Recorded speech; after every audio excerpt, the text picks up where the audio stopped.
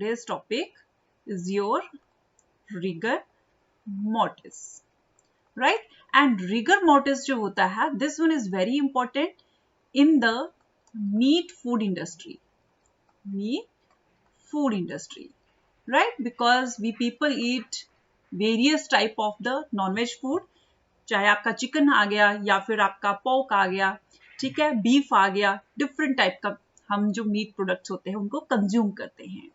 The same way जब उस meat product को प्रोसेस किया जाता है, इन that case one process is emerges and that process is called rigor mortis. And when it emerges when there is death of the organism. ठीक है, as you can see, and what happens in this condition, organisms की जो body होती है वो actual में stiff हो जाती है. You can see in the picture. ठीक है, so in that stiffness जो उसकी muscles होती हैं वो बहुत ज़्यादा affect होती हैं.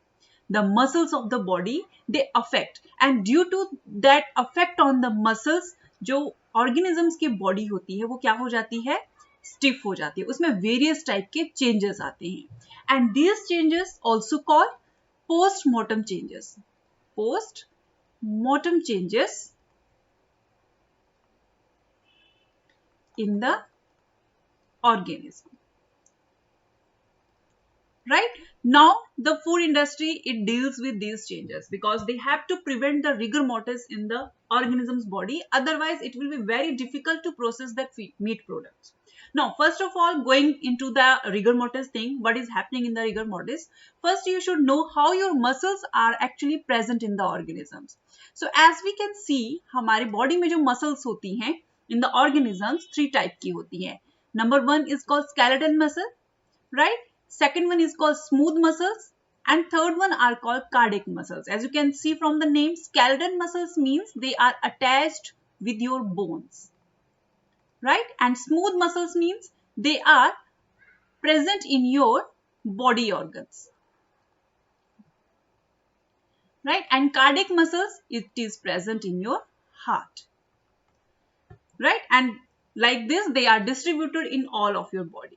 So in the meat products, mostly the skeleton muscle is being targeted, right? So basically, we actually consume skeleton muscles which are present in the organisms, right? Now these skeleton muscles, how they are made up of? They are actually attached with the bones by the tendons, right? And with the tendons, they are attached with the epimysium structure. And this is called skeletal muscles. This is the whole structure is called skeletal muscle, and in this skeletal muscles there are rod-like structures, another rod-like structures, and these are called perimysium. And in this rod also there are simpler, again the rod-like structures which are called muscle fibers, right, which are covered with the endomysium. And within these rods also there is another muscle fiber, single muscle fiber is present, right? And in that single muscle fiber there is a single myofibril. So you can you understand this, how the story is going on?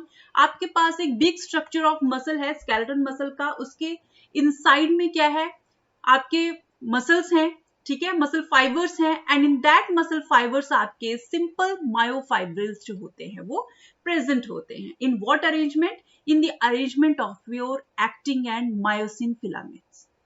And due to these actin and myosin filaments, आपकी जो muscles होती हैं वो actual में क्या करती हैं, move करती हैं. How? Because जो muscles होती हैं आपकी 2 states में रहती हैं, relaxed and आपकी contracted state में.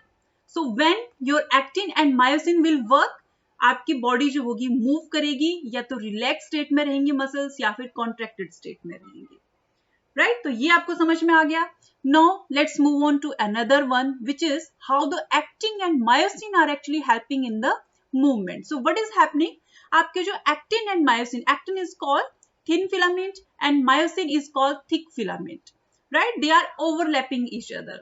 So when there is a movement, they are both actually attached with a bridge which is called myosin head, right? And due to this bridge, they actually walk on each other, you can say that, right? So in that case, when there is a ATP is present, myosin head actually in the presence of ATP, it detaches from the thin filament and allow the muscle to move, right? And when there is absence of the ATP, it again attaches to the thin filament and then allows the muscle to stop. You can say contracted or relaxed state. And due to this movement, आपकी जो muscles होती हैं वो क्या होती हैं, move करती हैं. So this is the core thing. And now where the rigor mortis is actually affecting, rigor mortis is affecting on this level. In your body, when your body is dead, ATP won't reach there. ATP won't reach there. And if ATP is not there, then what will happen? ATP की absence की वजह से आपका जो myosin head है, it won't be detached, या आपकी detached state में नहीं आएगा, and due to that आपके जो muscles है वो properly move नहीं कर पाएंगी. It's like आपका myosin head जो है permanently आपकी thin filament के साथ क्या रह जाएगा, attached रह जाएगा, and due to that आपकी जो muscles हैं वो क्या हो जाएंगी, वैसी की वैसी ही stiff हो जाएंगी. ये आपको कॉन्सेप्ट समझ में आ गया. अब आपका रिगर मोटिस कहां पे वर्क कर रहा है ये आपको समझ में आ गया. सो यहां से आपका जो रिगर मोटिस कंडीशंस होती हैं in each and every organism यहां से अराइज होती हैं, राइट? अब हम देखते हैं in the rigor mortis what type of changes occurs, because rigor mortis is a bigger mechanism. So during that what happens in the different organisms, different आपके rigor mortis को डेवलप होने का टाइम होता है, ठीक है? In different organisms it takes different time. For example अगर आप पोर्क की बात करते हो, ठीक है, सो इन द पोर्क आपका कितना टाइम लेता है, 4 to 18 आवर्स टाइम लेता है रिगर मोटिस को डेवलप होने के लिए. अगर आप चिकन की बात करते हो, so in the chicken case आपका rigor mortis from 3 to 4 hours में डेवलप होना स्टार्ट हो जाता है, राइट? अगर आप बीफ की बात कर रहे हो, so in case of beef आपका क्या रहता है, 10 to 24 आवर्स में आपका रिगर मोटिस होना स्टार्ट हो जाता है. दैट इज वाई जैसे ही आपके चिकन्स को प्रोसेस किया जाता है उनको इमीडिएटली कहां पे ट्रांसफर कर दिया जाता है, कोल्ड स्टोरेज में. Cold storage is one of the process in which you can delayed the rigor mortis process. So any type of the meat product which you want to process, उनको directly कहां पे, अगर आपने देखा होगा pork भी अगर आपने उसको कट करके रखा हुआ है after the death of the organism, तो उनको कहां पे, हमेशा कोल्ड स्टोरेज में रखा जाता है. किसके लिए? बिकॉज उसकी वजह से क्या होता है कि आपका जो रिगर मोटिस प्रोसेस है, ageing of the meat process है, वो डिलेड हो जाती है, स्टॉप हो जाती है, ठीक है? Now what happens during the rigor mortis? First thing happen that is the cessation of your blood supply. Body में ब्लड सप्लाई जो होती है स्टॉप हो जाती है, ठीक है? And as the blood supply stops, एक और चेंज आता है. Second thing, O2 transfer, because haemoglobin actually supplies the blood to whole body. So वहां पे हीमोग्लोबिन जो होता है ऑक्सीजन सप्लाई करता है to the whole body, even for the muscles too. So in that case also oxygen की supply जो होगी वो भी क्या हो जाएगी, यहाँ पे स्टॉप हो जाएगी. It will also get stop, right? With this your other type of mechanism, for example आपकी ग्लाइकोलिसिस मैकेनिज्म जो होगा, glycolysis mechanism that will increase. Why? Because now there is a blood supply and no oxygen, and due to that what will happen, body will think that I need ATP energy, right? Glycolysis से ATPs बनते हैं.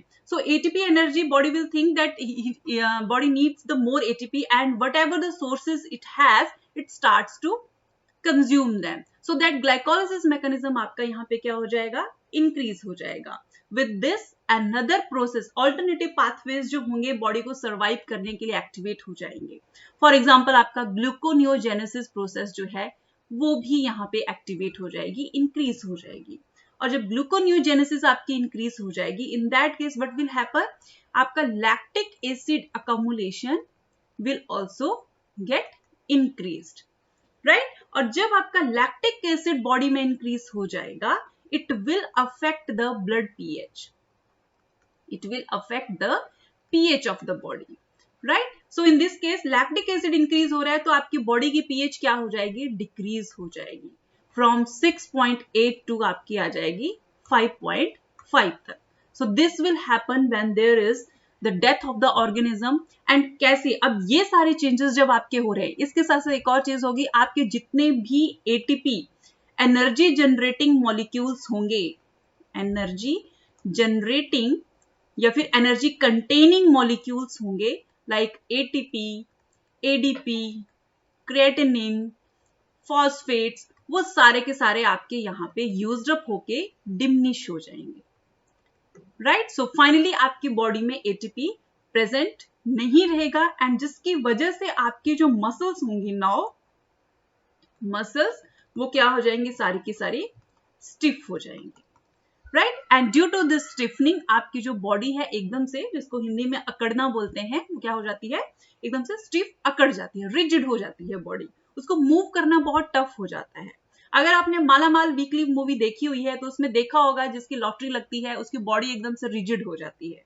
Right, it was very tough for them to move it. So that is due to the rigor mortis conditions, because उसकी death हुई इतना time हो जाता है कि उसकी जो मसल्स हैं एज इट इज स्टिफ रह जाती हैं, और वो अपनी नॉर्मल कंडीशंस में आ ही नहीं पाती हैं due to the lack of the ATP.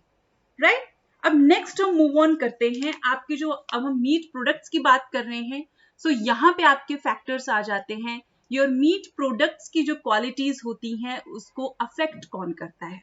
तो जितने हमने फैक्टर यहाँ पे डिस्कस किए हैं, these all are the factors which actually decides the quality of your meat products.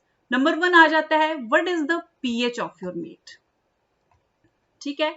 Another factor आता है, आपके मीट की एजिंग कितनी हुई है. राइट, नेक्स्ट उसमें आ जाता है, what are the water holding capacity of your meat. Your meat should be juicy, तो उसमें water holding capacity जो है आपके मीट की वो कितनी है.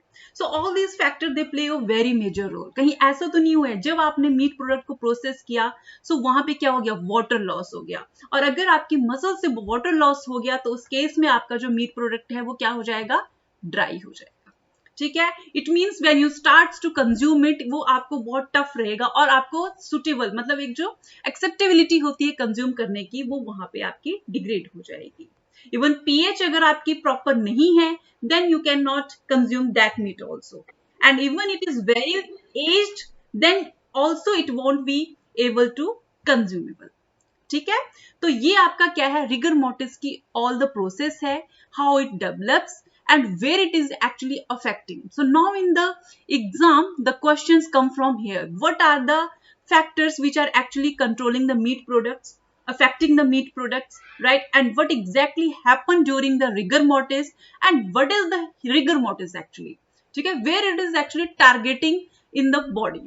So rigor mortis को एक और नाम से चीज से भी जाना जाता है, that is called cadaveric activity. Cadaveric activities. So कई बार क्वेश्चंस आ जाते हैं by cadaveric activities, by naming the rigor mortis, या फिर उसको बोल दिया जाता है post mortem changes in the organisms, या फिर इन द मसल्स, मल्टीपल नाम से. ठीक है, अब जब क्वेश्चंस आते हैं, फर्स्ट यू शुड नो कि रिगर मोर्टिस हमेशा आपका डेवलप होगा after the death. That is why it is called post-mortem changes in the muscles. ठीक है, so questions, अब आपका एक और चीज यहाँ पे, एक और फैक्टर आता है. अब ड्यूरिंग द रिगर मोर्टिस क्या होता है, आपके जो मायोफाइब्रिल्स जो मैंने अभी मेंशन किए थे, how they start to get degrade. ठीक है, आपके मायोफाइब्रिल्स की डिग्रेडेशन जो होती है, that is start with the activation of some important enzymes, activation of enzymes. And these enzymes actually they are already present in your body. जब body जो होती है आपकी अलाइव होती है उस टाइम पे प्रेजेंट होते हैं, but these enzymes are, you can say, they are suppressed at that time, they are not activated. So as the body died, these enzymes this gets activated, and these enzymes are called calpain enzymes. Calpain enzymes. ठीक है, and these calpain enzymes they targets your myofibrils, and myofibrils यहाँ पे क्या होने लग जाएंगे, degrade होने लग जाएंगे. ठीक है, which means वो ब्रेक होने स्टार्ट हो जाएंगे. एंड अब आपकी जो नॉर्मल बॉडी होती है उस टाइम पे क्यों नहीं कैल्पिन एंजाइम्स आपके एक्टिवेटेड होते हैं? Because in the body there is another set of the enzyme which are called cathepsins, cathepsin enzymes, and ये एंजाइम आपके क्या करते हैं? कैल्पिन एंजाइम्स को इनएक्टिवेट करके रखते हैं, ठीक है। और जैसे ही आपकी बॉडी डाई होती है, कैथेप्सिन एंजाइम्स या तो आपके, अगर if you want to use the meat products, in that case cathepsin enzyme therapy आप यूज कर सकते हो। You can yes deactivate these type of calpain enzymes and then use the meat product for the longer time, right? Automatically भी कैथेप्सिन्स जो होते हैं आपकी body में एक्टिवेट होते हैं because body tries to survive, so in that case cathepsins works as much as they can. Otherwise इसके अलावा ये तो आपका हो गया एंजाइम एक्टिवेशन, इसके साथ साथ एक और चीज होती है during the meat product processing there is different type of changes occurs other than these changes, and those changes are called defects, और इनको बोला जाता है hogs, right? And during these defects what happens, आपकी जो बॉडी होती है, slaughtered organism की बॉडी जो होती है वो चेंज होती है according to their environment, ठीक है। सो बिफोर द स्लॉटर आपने ऑर्गेनिज्म को किस टाइप का इन्वायरमेंट प्रोड्यूस किया है, उसके अकॉर्डिंग जो उसकी बॉडी होती है उसमें ब्लड रश होता है, उसके जो ऑर्गन्स होते हैं वो उसकी जो एटीपी होती है उसको यूज करते हैं, और जिसकी वजह से जो मीट का टेस्ट होता है वो आता है, ठीक है। अब during the processing of slaughtering of the organism क्या होता है, ये जो डिफेक्ट्स होते हैं हॉग्स ये जनरेट होते हैं। कैसे? Because number one, these defects are called, there are two type of defects and they are called, number one DFD and second one is called PSE defect, right? DFD का क्या मतलब है? This one is called, yes, DFD is called dark, firm and dry, right? And PSE का क्या मतलब है? PSE means pale, ठीक है, exudative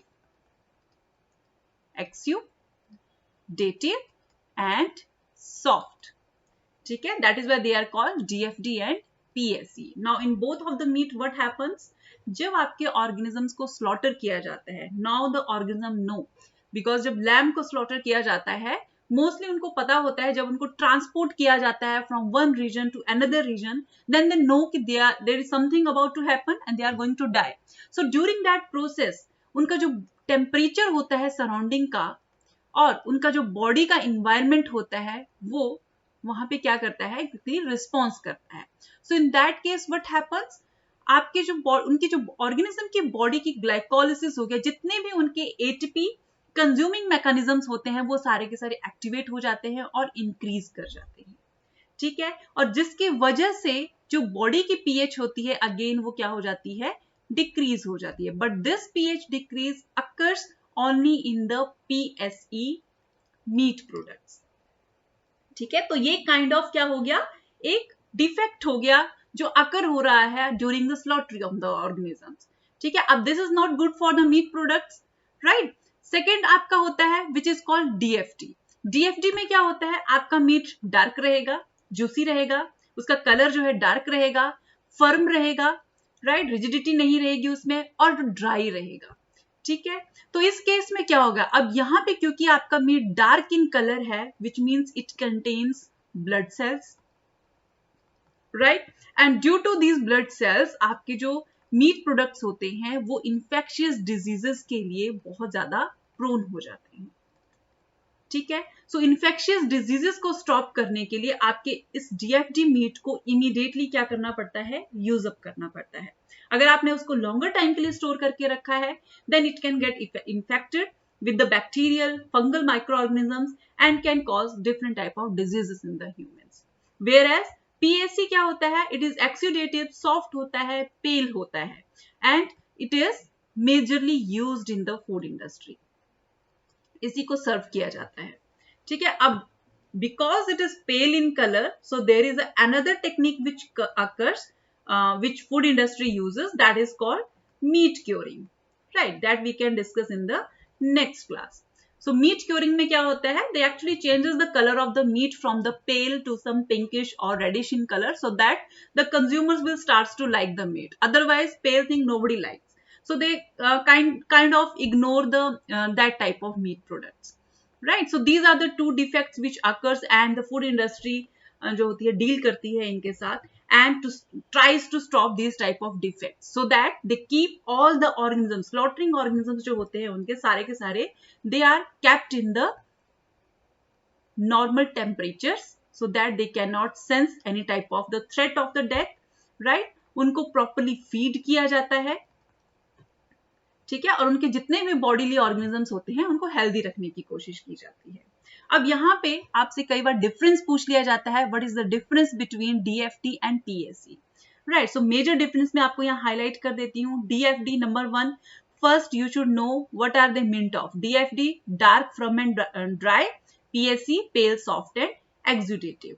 now in case of DFD what will happen, ये वाला आपका जो मीट प्रोडक्ट्स होते हैं, सॉरी, ये वाला जो आपका डिफेक्ट होता है, इन दिस केस आपकी जो पीएच होती है that actually it does not lowers, वो आपकी लोअर नहीं होती है, एज इट इज रहती है जैसे आपके ऑर्गेनिजम्स में होती है. व्हाई?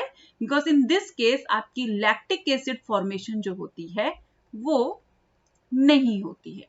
सो आपकी जो बॉडीली पीएच होती है डीएफडी मीट में वो चेंज नहीं होती है. Whereas in case of the PSC आपकी जो पीएच होती है यहाँ पे ड्रॉप हो जाती है और आपका मीट जो है वो एसिडिक हो जाता है.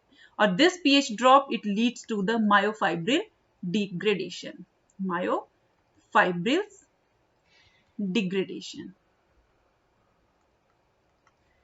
ठीक है. So these are the difference, major difference in the DFD and the PSC. Also in case of the PSC यहाँ पर आपका water loss होता है.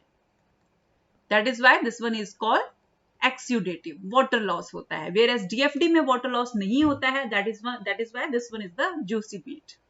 Right? So this was all about the post-mortem changes which occurs in the organisms, and that process is called rigor mortis or the cadaveric activity. Any doubts you have, you can ask me.